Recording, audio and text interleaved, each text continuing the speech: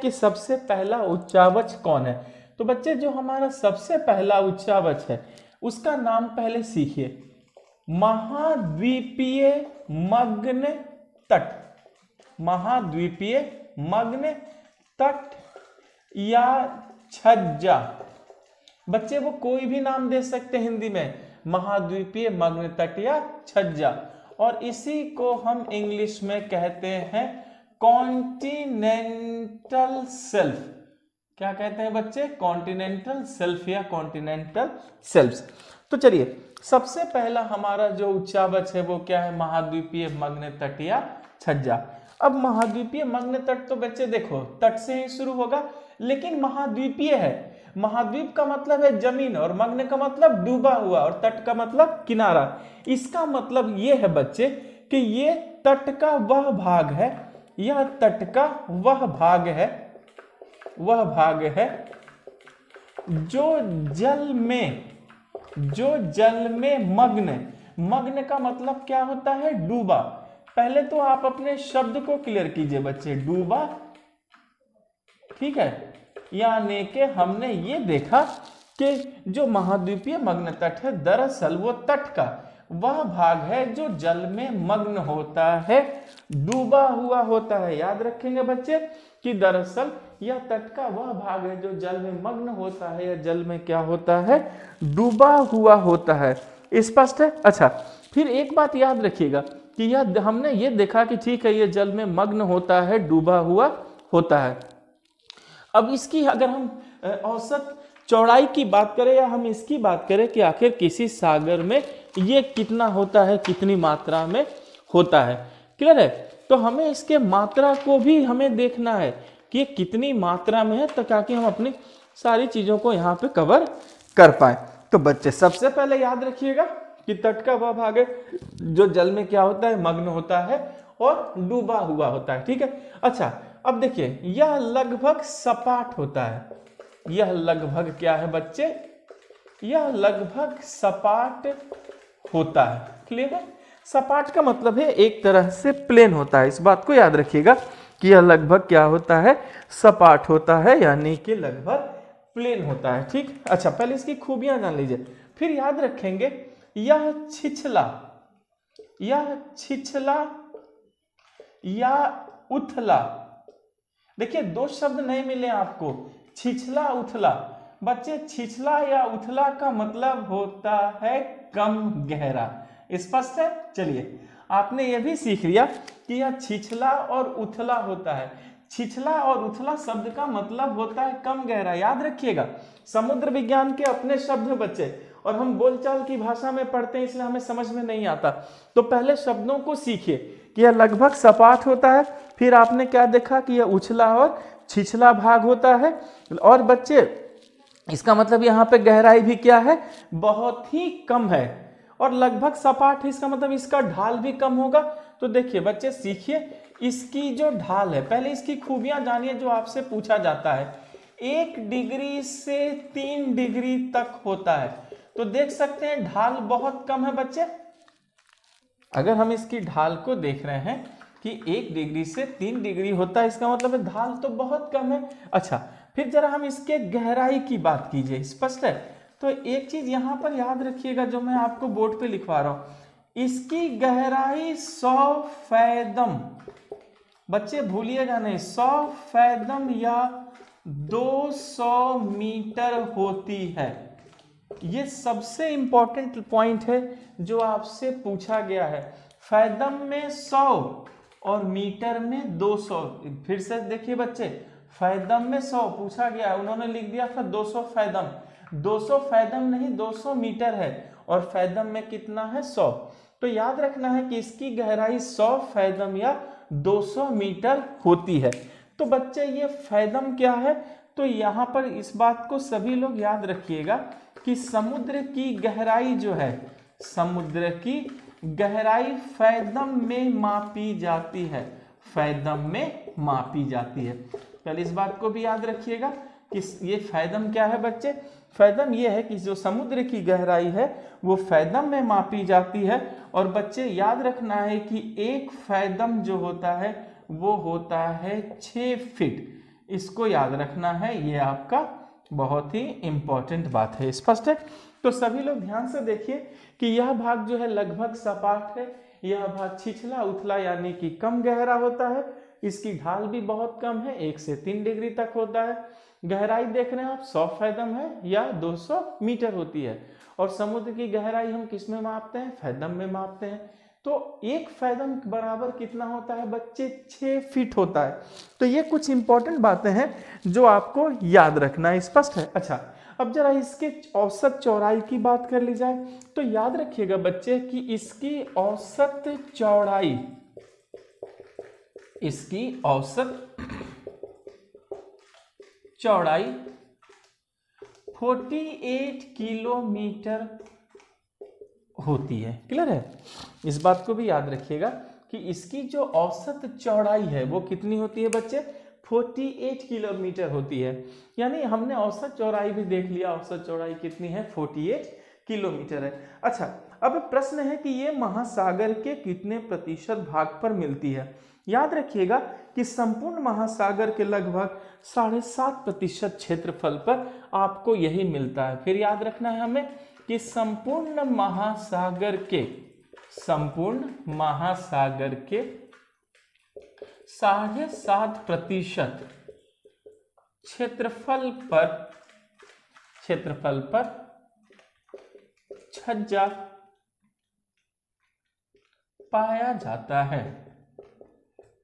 छज्जा पाया जाता है। इस बात को भी याद रखिएगा बच्चे कि अगर आप संपूर्ण महासागर देखेंगे तो उसका लगभग 7.5% क्षेत्र पर ही आपको ये महाद्वीपीय मग्न तट या छज्जा मिलेगा। स्पष्ट है? तो चलिए, अब तो हमने ये सीख लिया कि ठीक है, संपूर्ण महासागर के 7.5% भाग पर छज्जा मिलेगा। लेकिन अगर देखा जाए तो 3 जो बड़े बड़े महासागर हैं, तो किस महासागर में ये सबसे ज्यादा है, फिर उससे कम किस में है, और फिर उससे कम किस में है? तो एक बात याद रखिएगा बच्चे कि ये सबसे ज्यादा अटलांटिक महासागर में है। अगर आप अटलांटिक महासागर को देखते हैं, देखिए, क्लियर है? यहाँ सीखते चलिए बच्चे। सबसे ज्यादा ये अटलांटिक महासागर में है। कितना? लगभग 13%। यानी संपूर्ण महासागर के 7.5% क्षेत्रफल पे छज्जा है, लेकिन अगर आप अटलांटिक महासागर को अकेले देखेंगे तो उसमें लगभग 13% भाग पर क्या है बच्चे? छज्जा है। स्पष्ट है? अच्छा, और यही चीज अगर हम प्रशांत महासागर को अगर देखते हैं कि प्रशांत महासागर में कितने भाग पर छज्जा है, तो लगभग 5.7% भाग पर क्या है बच्चे? ये छज्जा है। उसी तरह अगर आप हिंद महासागर को देखेंगे कि हिंद महासागर में कितना है, देखिए फिर से देखिए, अटलांटिक महासागर में कितना है? 13% भाग पर है। प्रशांत महासागर में 5.7% भाग पर है। लेकिन अगर हिंद महासागर की बात कीजिएगा तो हिंद महासागर में लगभग ये 4.2% भाग पर है। तो इस बात को भी याद रखिएगा कि संपूर्ण महासागर के 7.5% क्षेत्रफल पर छज्जा पाया जाता है, लेकिन अटलांटिक महासागर में अगर हम छज्जा को देखते हैं तो कुल महासागर के 13% भाग पर है। प्रशांत महासागर में लगभग 5.7% भाग पर है और हिंद महासागर में 4.2% भाग पे है। तो ये आंकड़ा ये कहता है बच्चे कि सबसे ज्यादा महाद्वीपीय मग्न तट कहाँ पर है? अटलांटिक महासागर में है। उसके बाद कहाँ है? प्रशांत महासागर में है, और फिर उसके बाद कहाँ है? हिंद महासागर में है। देख सकते हैं इस ग्राफ से आपको ये चीजें साफ समझ में आ गई होंगी। चलिए बच्चे, अब यहाँ तो पहले हमने इनके बेसिक्स को सीखा। अब थोड़ा हम कुछ ऐसे इंपॉर्टेंट बातों की ओर हम चलेंगे जहां से बच्चे जनरली यूपीएससी में मैंने देखा है सवाल पूछते हुए। तो आपको तरीका सिखाता हूं कि अगर यूपीएससी में आता है तो भी बनाते हैं, और एसएससी, कांस्टेबल, पीसीएस किसी भी लेवल पे फैक्ट भी अगर वो निकालते हैं तो भी आप झट से आंसर बना सकते हैं। ठीक है, कैसे सीखते हैं? चलिए पहले मैं ये मिटा दूं, यहाँ सभी बच्चे लिख चुके हैं। याद रखिए, महाद्वीपीय मग्न तट यानी छज्जा को ही अभी पढ़ रहे हैं। एक एक को कवर करेंगे और बखूबी अच्छे से, ताकि हमारे क्लास नोट्स में इतनी ताकत हो कि हम सारे प्रश्नों को डील कर पाए। याद रखिएगा बच्चे, इस चैनल पर आपको जीएस सीखना है, रटना नहीं, समझना है। ठीक है, चलिए अब सभी बच्चे याद रखिएगा, एक बात याद रखिएगा कि इसकी चौड़ाई पर तटीय पर्वत का प्रभाव पड़ता है। कैसे? जरा सीखिए बच्चे कि इसकी चौड़ाई पर तटीय पर्वत का प्रभाव पड़ता है। ये बहुत इंपॉर्टेंट बात है बच्चे, यहीं से यूपीएससी में सवाल आ चुका है। तो आपने देखा कि जो छज्जा की चौड़ाई है उस पर तटीय पर्वत का क्या पड़ता है, प्रभाव पड़ता है। इस बात को नहीं भूलेंगे। अच्छा, अगर मान लीजिए जहां तट के किनारे पर्वत है वहां पर मग्न तट संकीर्ण हो जाएगा। ठीक है, देखिए कैसे पड़ता है। यदि पर्वत तट के करीब है, यदि पर्वत तट के पास है तो छज्जा संकीर्ण हो जाएगा। संकीर्ण मतलब कम हो जाएगा, नैरो हो जाएगा, पतला हो जाएगा। तो क्या होगा, छज्जा संकीर्ण होगा। इस बात को याद रखिएगा बच्चे कि यदि पर्वत तट के पास हो गए तो छज्जा क्या हो जाएगा, संकीर्ण हो जाएगा। अब कैसे इसको समझा जाए, तो देखिए इसको समझना बहुत इजी है। जैसे बच्चे यहाँ पर देखिए, मैं नक्शे में आपको ये देखिए, ये मैंने साउथ अमेरिका का नक्शा बना दिया। ठीक है, तो एक बात क्लियर कीजिएगा कि साउथ अमेरिका में यहाँ तट पर आपको कौन सा पर्वत है, एंडीज पर्वत है। यहाँ पर ये कौन सा पर्वत है बच्चे, ये जो है आपका एंडीज पर्वत है। तो हमने देखा कि एंडीज पर्वत तट के क्या है, पास है। तो तट के पास होने से यहाँ पर क्या हो गया कि जो मग्न तट है, छज्जा है, उस क्या हो गया बच्चे, संकीर्ण हो गया। ठीक है, अच्छा अब इसी को फिर उल्टा कीजिए कि यदि पर्वत तट से दूर है, यदि पर्वत तट से दूर है तो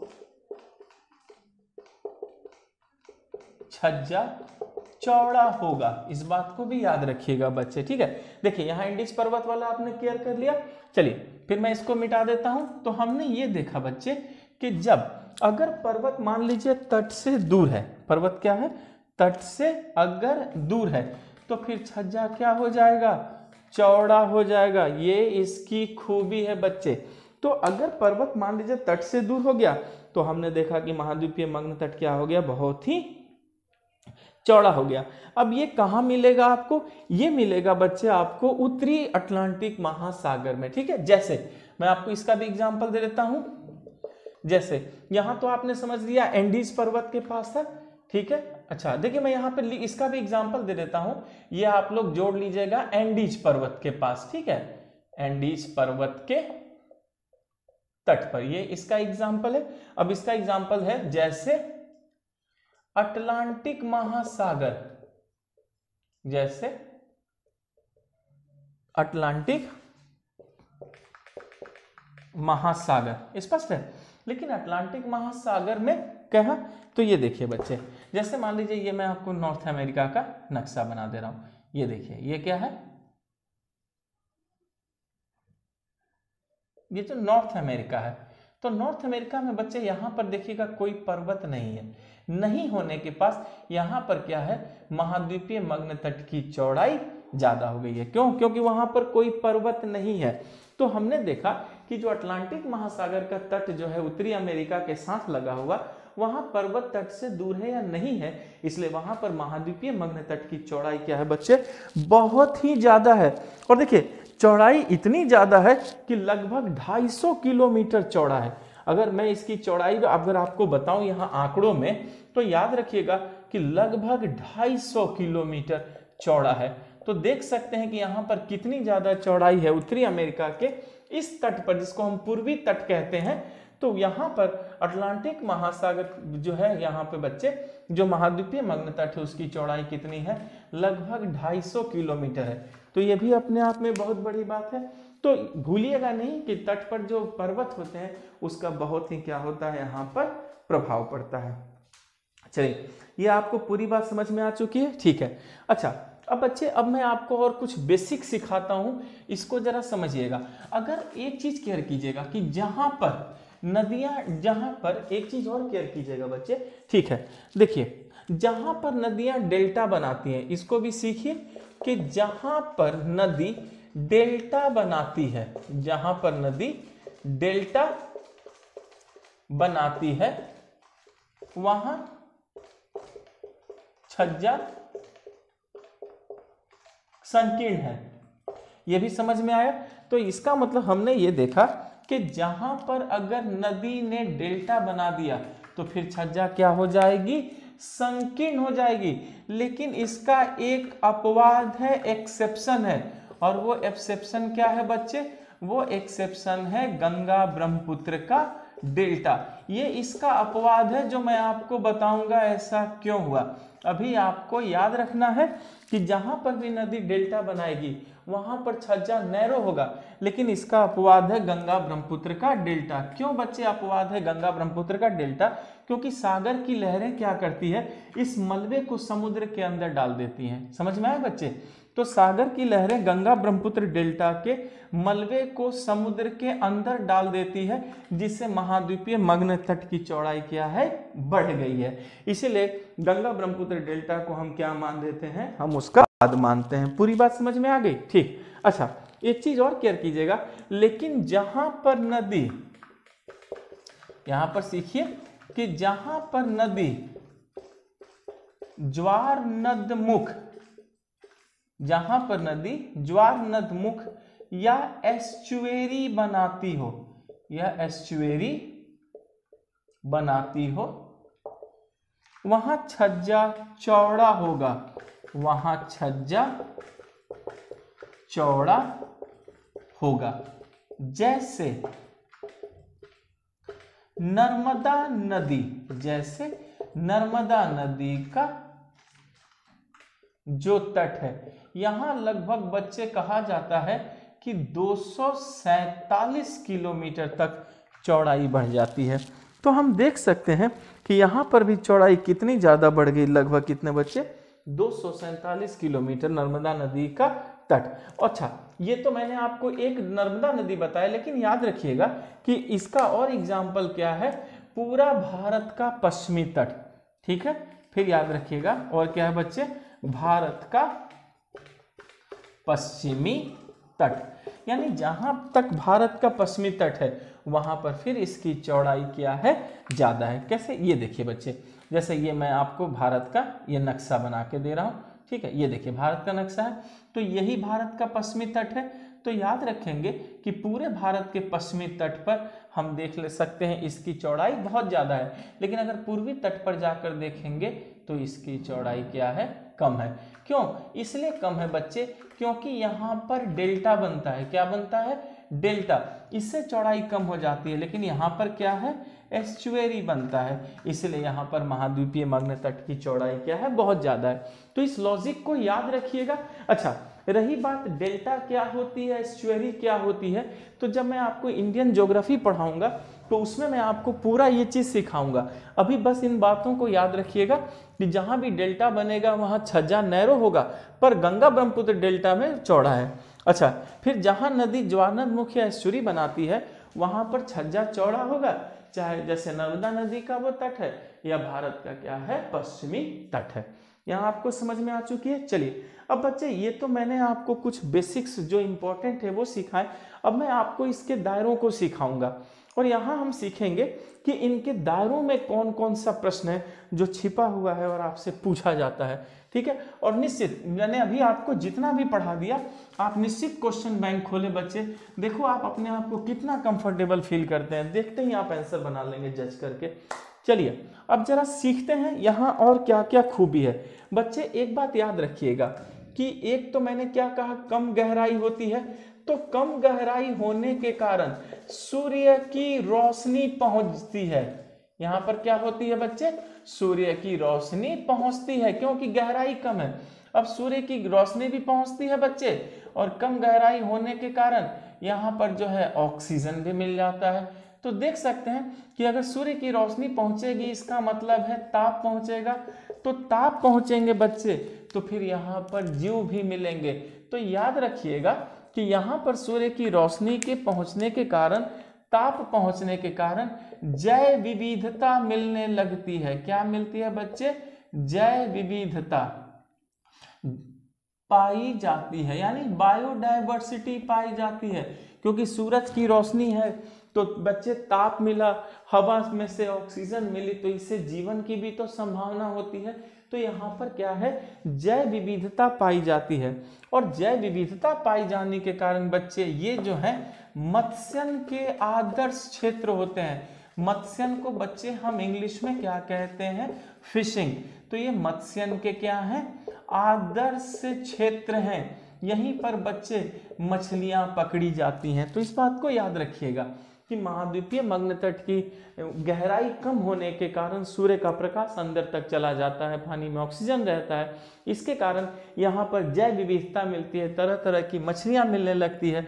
इसलिए बच्चे ये फिशिंग का, मत्स्यन का आदर्श क्षेत्र है। फिशिंग और मत्स्यन का क्या है? ये आदर्श क्षेत्र है। अच्छा, एक चीज याद रखिएगा कि मत्स्यन क्षेत्र को बैंक कहा जाता है भूगोल में, भूलेंगे नहीं बच्चे कि जो मत्स्यन का क्षेत्र है, क्लियर है, उस मत्स्यन क्षेत्र को हम ज्योग्राफी में क्या कहते हैं? बैंक कहते हैं। भूलेंगे नहीं बच्चे कि मत्स्यन क्षेत्र को क्या कहा जाता है?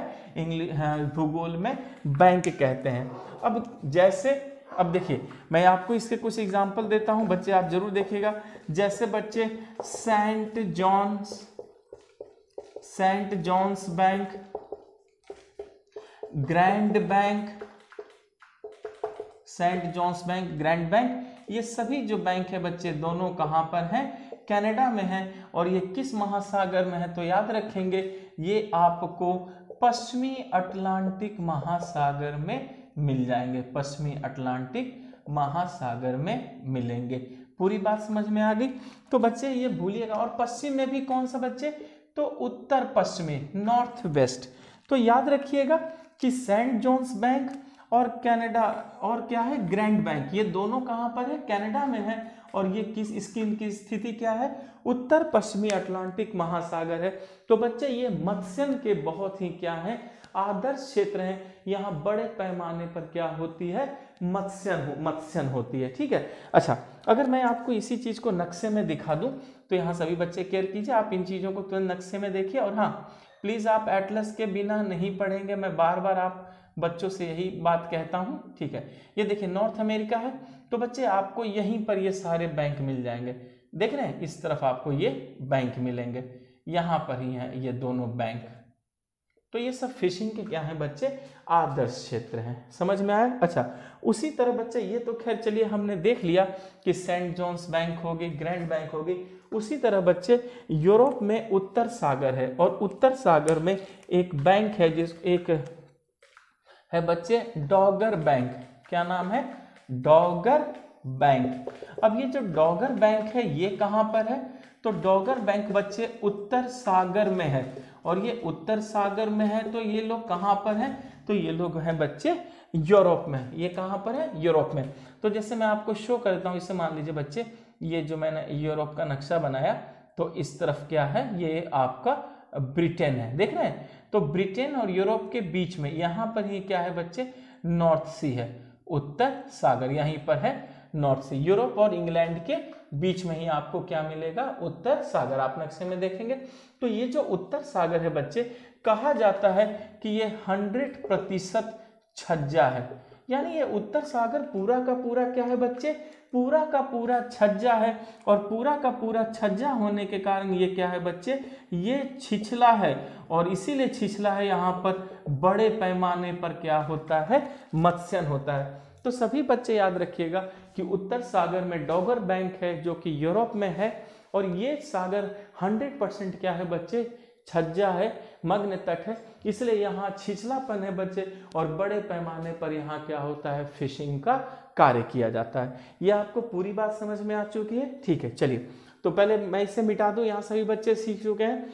तो हमने ये भी देख लिया कि जहां पर भी सूरज की रोशनी पहुंच रही है, यानी इन छज्जे पर ही बच्चे बड़े पैमाने पर क्या होता है? मत्स्यन का उत्पादन होता है। अच्छा, एक बात और मैं मत्स्यन के लिए आपको बता दूं कि मत्स्यन के लिए एक चीज और होती है बच्चे, कि जहां पर, ये देखिए सब बहुत इंपॉर्टेंट है, कि जहां पर गर्म जलधारा, देखिए मुझे आगे आपको भी सब पढ़ाना है, बस टेक्निकल बातें सीखिए, कि जहां पर गर्म जलधारा एवं ठंडी जलधारा दोनों मिलती है, जहां पर गर्म जलधारा एवं ठंडी जलधारा दोनों मिलती है, आदर्श मत्स्यन क्षेत्र होते हैं। क्या होते हैं बच्चे? वो भी आदर्श मत्स्यन क्षेत्र होते हैं। पूरी बात समझ में आ गई? तो इस बात को भी याद रखना है बच्चे, ये सब बहुत इंपॉर्टेंट है कि जहां पर गर्म जलधारा और ठंडी जलधारा दोनों मिलती है वहां पर मत्स्यन का क्या है बच्चे, ये भी आदर्श क्षेत्र है। इसलिए आदर्श क्षेत्र है बच्चे क्योंकि यहाँ पर ताप क्या हो जाता है, टेम्परेचर सामान्य हो जाता है। ठीक है, टेम्परेचर सामान्य हो जाता है बच्चे, इसलिए यहाँ पर मछली जो है बड़े पैमाने पर मिलती है, क्योंकि गर्म और ठंडा पानी मिलेगा, नॉर्मल टेम्परेचर होगा, पूरी मछलियाँ आ जाती हैं बच्चे। और ये महाद्वीपीय मग्न तट होता है, इसलिए हम बड़े पैमाने पर यहाँ पर मत्स्यन का कार्य करते हैं। अच्छा, फिर याद रखिएगा कि यहाँ पर प्लैंकटन पाया जाता है। क्या पाया जाता है, प्लैंकटन। ये समझिएगा बच्चे, बहुत इंपॉर्टेंट है। यहाँ पर प्लैंकटन पाया जाता है, प्लैंकटन पाया जाता है यहाँ पर जहाँ पर दोनों सागरें गर्म और ठंडी जलधारा मिलती है। प्लैंकटन पाया जाता है जो मछलियाँ खाती हैं, जो मछलियाँ क्या करती हैं बच्चे, खाती हैं। तो उस प्लैंकटन के कारण भी बड़े पैमाने पर यहाँ पर मछलियाँ आ जाती हैं, क्योंकि मछलियाँ प्लैंकटन को खाती हैं। तो प्लैंकटन खाने के कारण जो बड़े पैमाने पर मछली आती हैं, तो भी उनका क्या किया जाता है, फिशिंग कर लिया जाता है। स्पष्ट है। अच्छा, अब जरा इसके मैं आपको क्षेत्र बता दूं, क्योंकि इसमें जो एरिया है बच्चे, दो क्षेत्र आपको बता रहा हूं। वैसे एरिया बहुत है, पर ये दो मैं आपको महत्वपूर्ण क्षेत्र बता रहा हूं। एक है बच्चे उत्तर पूर्वी उत्तरी अमेरिका, उत्तर पूर्वी नॉर्थ अमेरिका के पास ऐसा आपको देखने को मिलेगा, या हम ऐसे कह सकते हैं बच्चे कि उत्तर पूर्वी यूएसए, उत्तर पूर्वी यूएसए। यहाँ पर क्या होता है कि ऊपर से ठंडी लैब्राडोर धारा आती है। ठीक है, उत्तर पूर्वी यूएसए में ये देखा जाता है बच्चे कि यहाँ पर ठंडी लैब्राडोर धारा, ठीक है, और गर्म में मैक्सिको गल्फ स्ट्रीम, वही बच्चे गर्म क्या है यहाँ पर, गल्फ स्ट्रीम, गल्फ स्ट्रीम धारा, ये दोनों क्या है बच्चे, मिलती हैं, और दोनों के मिलने से खूब यहाँ पर क्या होता है, मत्स्यन होता है। तो ये याद रखिएगा, ये बहुत इंपॉर्टेंट है। उत्तर पूर्वी यूएसए में ठंडी लैब्राडोर धारा और गर्म गल्फ स्ट्रीम धारा दोनों मिलती है। उस मिलने की वजह से भी बच्चे यहाँ पर बड़े पैमाने पर मत्स्यन की जाती है। तो आप निश्चित जो है इसको याद रखिएगा, ये बार बार पूछा जाता है। उसी तरह बच्चे एक होता है जापान में भी, ठीक है, यहाँ पर केयर कीजिएगा। उसी तरह जापान, जापान का होन्शु तट, जो जापान का होन्शु तट है बच्चे, उस जापान के होन्शु तट में भी आपको ये घटना जो है देखने को मिल जाती है, क्योंकि यहाँ पर ओयासीबो और कुरोसीबो गर्म और ठंडी जलधारा दोनों मिलती है बच्चे। इसके कारण यहाँ भी बड़े पैमाने पर मत्स्यन होता है। तो याद रखेंगे, ओयासीबो ठंडी जलधारा यहाँ पर मिलती है, यहाँ मैं लिख देता हूँ, ठंडी जलधारा का क्या नाम है, ओयासीबो धारा, ठीक है। और गर्म है बच्चे, गर्म को हम कहते हैं कुरोसीबो धारा, कुरोसीबो धारा, जहां ये दोनों बच्चे यहाँ पर क्या है, मिलती है, और मिलने के कारण जापान में भी यहाँ पर बड़े पैमाने पर क्या फिर किया जाता है, मत्स्यन किया जाता है। तो ये दो बातें आप नहीं भूलेंगे, ये बहुत इंपॉर्टेंट है, इसलिए मैंने आपको पूरी बात बता दी है। तो देख सकते हैं कि जापान के होन्शु तट में ठंडी ओयासीबो धारा आती है, नीचे से गर्म कुरोसीबो धारा दोनों मिलती है। तो हम यहाँ पर क्या करते हैं, फिर बड़े पैमाने पर मत्स्यन करते हैं, फिशिंग करते हैं। तो जापान का होन्शु तट देख रहे हैं, ठंडी ओयासीबो धारा, गर्म कुरोसीबो धारा, जैसे दोनों मिली तुरंत यहाँ पर क्या हुआ, बड़े पैमाने पर फिशिंग की जाती है। तो ये चीजें जो हैं आपके लिए बहुत ही महत्वपूर्ण है, जो आपको बखूबी याद रखना है। पूरी बात समझ में आ चुकी है। चलिए, तो यहाँ हमने मत्स्यन की तो बातें जान ली। अच्छा, फिर एक बात याद रखिएगा कि महाद्वीपीय जो तट है, यहीं पर बड़े पैमाने पर पेट्रो उत्पाद भी मिलते हैं, यानी पेट्रोलियम उत्पाद भी मिलते हैं। फिर याद रखना है बच्चे कि यहीं पर पेट्रोलियम उत्पाद भी पाया जाता है, यहीं पर पेट्रोलियम उत्पाद, पेट्रो उत्पाद बच्चे नेचुरल गैस, तेल, सब कुछ पाया जाता है। पाया जाता है। तो जैसे जहां भी महाद्वीपीय छज्जा है बच्चे, वहां पर फिर क्या मिलेगा? पेट्रोलियम भी मिलेगा। तो मैंने कहा था ना कि उत्तर सागर जो है 100% बच्चे ये है छज्जा है, तो पूरा का पूरा उत्तर सागर बच्चे प्राकृतिक गैस में संपन्न है। तो याद रखिएगा, मैं आपको ये भी बात बता देता हूँ, ये सब बहुत इंपॉर्टेंट है कि उत्तर सागर में 100% बच्चे प्राकृतिक गैस है, बहुत ज्यादा प्राकृतिक गैस। आप सिंपल, उत्तर सागर में प्राकृतिक गैस की प्रचुरता है, बहुत ज्यादा नेचुरल गैस भी है बच्चे, ठीक है। तो इस बात को भी आपको याद रखना है। तो जहां पर भी महाद्वीपीय मग्न तट है, वहां पर बच्चे हम ये देखते हैं कि वहां पर प्राकृतिक गैस की भी क्या होती है? बहुत ही प्रचुरता होती है। स्पष्ट है? अच्छा, फिर एक बात और याद रखना है कि जहां पर मग्न तट कटा फटा या दंतुरित होगा, ठीक है। देखिए अगला पॉइंट क्या है बच्चे, कि जहां पर छज्जा, ठीक है, ये देखिए छज्जा कटा फटा या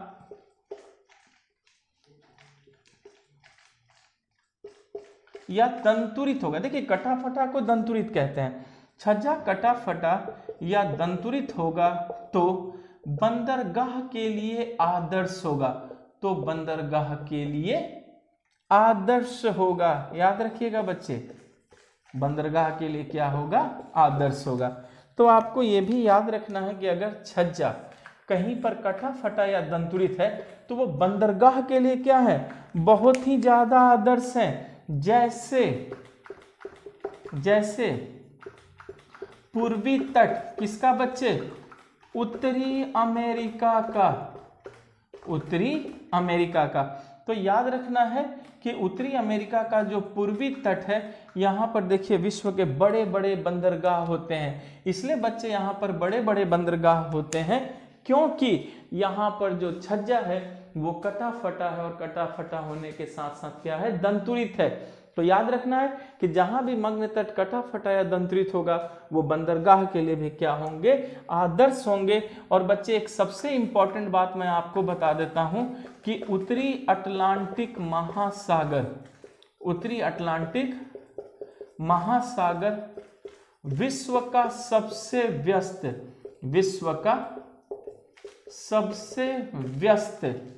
समुद्री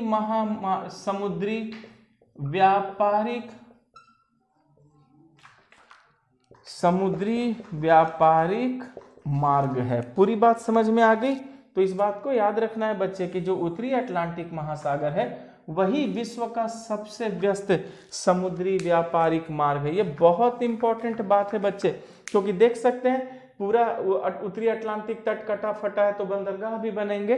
तो हम देख रहे हैं बच्चे कि उत्तरी अटलांटिक महासागर जो है विश्व का क्या है? सबसे व्यस्त समुद्री व्यापारिक मार्ग है। लेकिन आपने कभी सोचा है कि उत्तरी अटलांटिक महासागर विश्व का सबसे व्यस्त क्यों समुद्री व्यापारिक मार्ग है? इसलिए बच्चे सबसे व्यस्त मार्ग है क्योंकि, याद रखिए सबसे इंपॉर्टेंट बात, क्योंकि यह उत्तरी अमेरिका एवं पश्चिम यूरोप जैसे विकसित देशों के मध्य है। पूरी बात समझ में आ गई बच्चे? विकसित देशों के मध्य है, इसलिए यहां पर बड़े पैमाने पर व्यापार होता है बच्चे। इसलिए उत्तरी अटलांटिक महासागर जो है वो क्या है? विश्व का सबसे व्यस्त समुद्री व्यापारिक मार्ग है। पूरी बात समझ में आ गई? Thank you class.